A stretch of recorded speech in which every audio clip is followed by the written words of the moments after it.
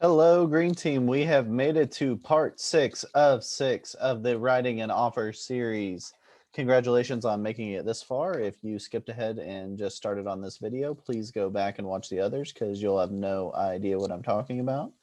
So go back to part 1. But for today, we are on part 6, submitting the offer. We've done all the dirty work. We've got all the forms, all the addendums, all of the contingencies and disclosures filled out. We're ready to submit it for our buyers to sign, and then on to the listing realtor to present to the sellers. So there's 5 main topics we're going to cover. First, adding contacts in Authentisign, adding documents and forms in Authentisign, adding signature blocks, and then sending for signatures, and then sending to the listing agent. So let's get after it. If you go back to your MLS, you'll see the icon for Authentisign. That's the program we're going to be working in for this whole process. It actually connects to Transaction Desk, so it'll be able to find our files for us. We're going to start by creating a new Authentisign. If you hover over this little plus arrow, it'll say Create Authentisign. I'm going to click plus. We're going to call this our address 4021, and it's going to pop up for us because it noticed that we already have a transaction named that. And we're going to point it to that transaction so that it knows that those forms should be part of it. And we're going to go to the new signing. Click Save. We're always going to use simulsign, which allows everyone to sign in whatever order they would like. It doesn't make one person sign first, which is always great. We'll go to our participants. These are all the people we actually need to sign anything in here. So we're going to add ourselves as a remote signer. We're also going to add Jack and Jill as remote signers. We'll just click those buttons, which just basically means they'll be emailed the documents to sign. We'll click add, then we'll go down to our documents on step 3. This is the nice part. It's grabbing all of the forms and documents. So normally we could just click all of these. I'm going to take out these extra loan addendums we put in here just because we were going over them. And I'm going to take out the contingencies of selling the buyer's property. But everything else will go in here, including our documents. Our PDFs are also in here, which is really nice that it puts it in there for us. We're going to click add. It's going to put them all in there together. It's going to ask us, hey, notice that maybe buyer 1 should be Jack and buyer 2 should be Jill, which is great. We also want to add ourselves as the selling broker so that it'll put us wherever the selling broker needs to sign. We're going to look at this order, but the order is probably fine. It's going to start with a contract, loan addendum. We don't actually need the earnest money form at this point. Earnest money form will be filled out once the property goes under contract. So we can pull that out of here. Then we've got a buyer estimate and disclosures in here. So it looks like, and our disclosure of brokerage services. So it looks like we got everything we need. So we're going to go to step 4, which is design, which is where we're actually going to add in our signatures. So some of the forms are built in with templates through Authentisign and Transaction Desk that the signatures get dropped on, like you're seeing here with Jack and Jill having their signatures dropped on this acknowledgement, confirmation, disclosures. Even the dates are dropped on, which really saves us some time. It's really nice for those spots where it's going to be dropped on. In some spots, we're going to have to add them ourselves, and you'll see as we go through here. So we don't have the seller stuff, so we don't have to fill out that. The buyer's names is already filled in here. We're going to just keep scrolling. We're just kind of checking this to make sure these are the updated forms. I noticed that I have the right purchase price, earnest money, closing date. My refrigerator is mentioned up here. I'm scrolling through, just checking to see if I've got everything. My check boxes are marked.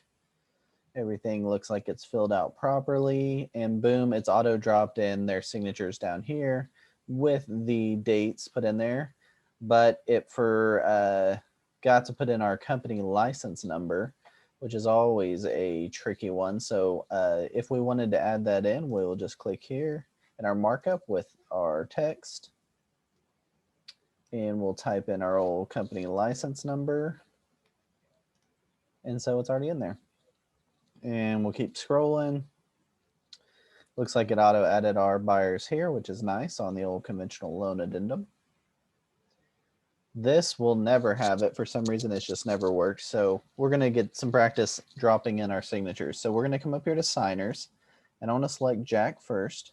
And I'm going to click drag and drop. I want to drop his signature in. So it says sign here. I'm going to drop his signature in right here in the signature line. And I'm going to add a date stamp because I notice up above they're worried about the date on this form. And I'm just going to move it kind of up here. Actually, I'll just put it on his line. So that'll be the date he signs. And then I'm going to do the same for Jill. Actually, before I do that, I want to get his printed name. So if I just click on his name and click this little settings wheel, and I can click add name block, it'll give me his printed name that I can just drag over here like that. I'm going to do the same with Jill. So I'm going to switch my signer up here and click sign here, Jill. And I'm going to do the date a little differently so you can see there's different ways. You can see up here there's a little date stamp looking icon. You can click and drag that also. Just another way to do it. And then you can click her name and add name block on that little settings wheel. And boom, we got her printed name also. You'll notice up here, this is a sign here option, which forces the buyers to sign if they want to complete the document. There's also an optional sign. So if there's a document where they could sign only if they want to in a certain spot, you could use this, and same with the initials. So we're going to scroll down a little bit. This is our buyer's estimate, which has the signature spot down here. So we're going to grab both of their signatures again.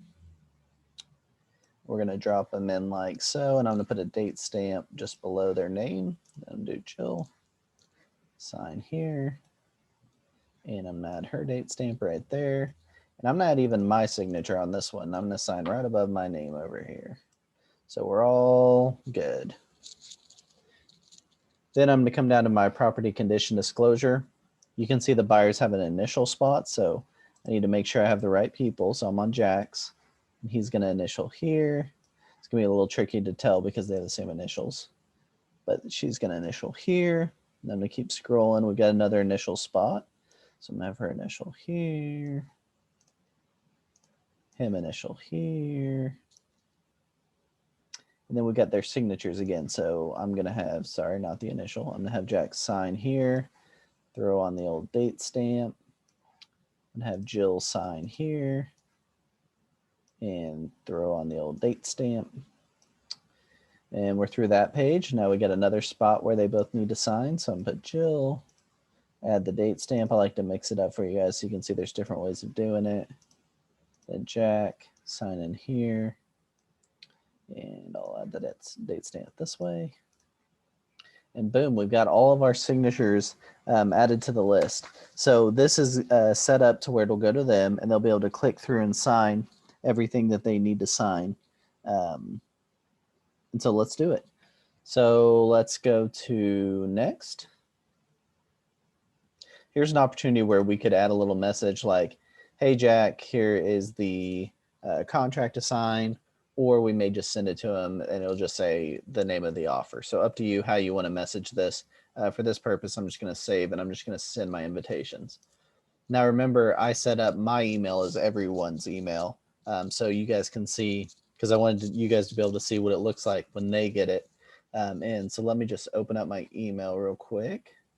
You'll notice here before I go, the signings has a little lightning bolt, which means it's in progress. And you can click on this. You can actually see it's been sent to 3 people. This little clock means we're still waiting on them to open it. And this little clock means we're still waiting on each of them to sign it. As it gets opened and signed by people, you'll see little checkered finish flags here. And a final document will come down here that you can download. So let's go into the email so that we can get this thing signed.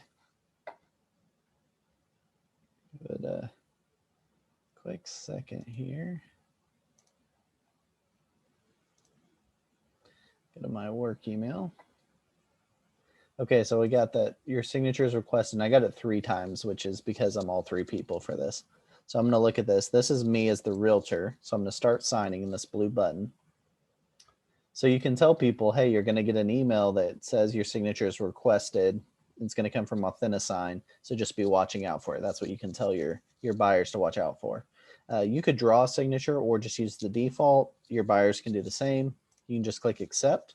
If you click the start button up here in the corner, you just click wherever your signature is.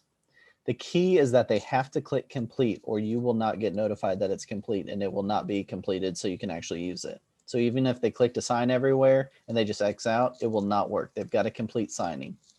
And they do not need to add a password. They can just click no thanks. And boom, I'm done with my realtor signing. So now I'm going to go back in and sign as Jack and Jill. So this is Jack and this is what he got. So it's important to understand what our clients are seeing from their end, so we understand how to help them through it if they have questions. So again, he sees his signature. He could draw it if he wanted, or he can just accept the default. He can click start up in this corner.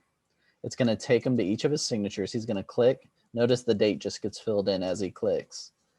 He's going to click each spot where his name is and where his initials are. And then once he gets done, it's going to say complete. He can click complete. He doesn't need to add a password, and boom. And let's real quick check back in our Authentisign and refresh it. And you'll see, oh, I shouldn't have done that. And you'll see once I go back into it, Mitch and Jack have opened and signed it. It's still waiting on Jill, but you can see we've got a couple of revisions. So if I wanted to download one of these documents, the revision 2 would have Jack and my signatures already on it. But let's go ahead and do Jill's now. This is Jill Overhill. Start signing.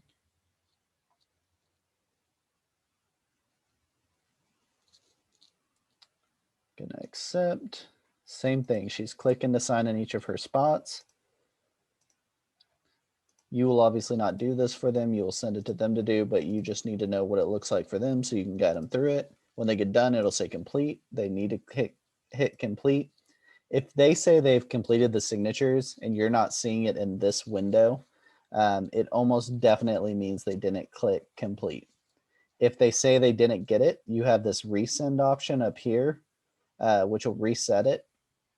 Sorry, you'll have the reset option, which will reset it to being no one signed, or you can click resend and you can resend it to these people if they say they didn't get it.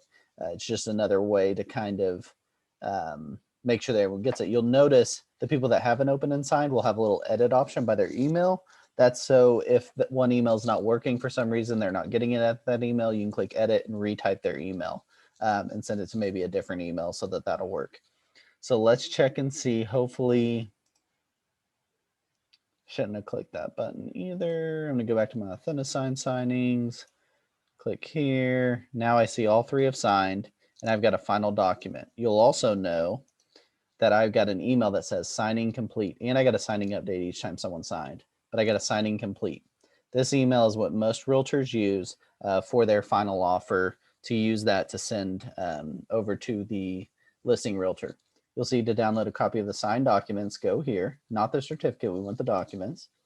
So we're gonna go here and boom, we can see our really nice PDF, all signed, 15 pages long. I can click my little download arrow. I'm going to put it in my temporary folder. It's another good reason to have a temporary folder. And I like to call this my full offer. So save that in there.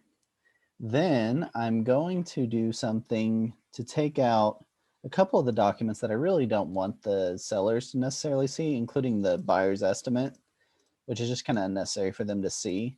The rest of this is great. They can see, they need to see all these forms. So what I really want to do is just take out that buyer's estimate because that's just unnecessary to send along. So that's page 10 and 11. So if I click this little print button, and I'm going to set my destination as save as PDF, and I can do custom pages. So I'm going to do page 1 to 9, skip 10, 11, and do 12 to 15.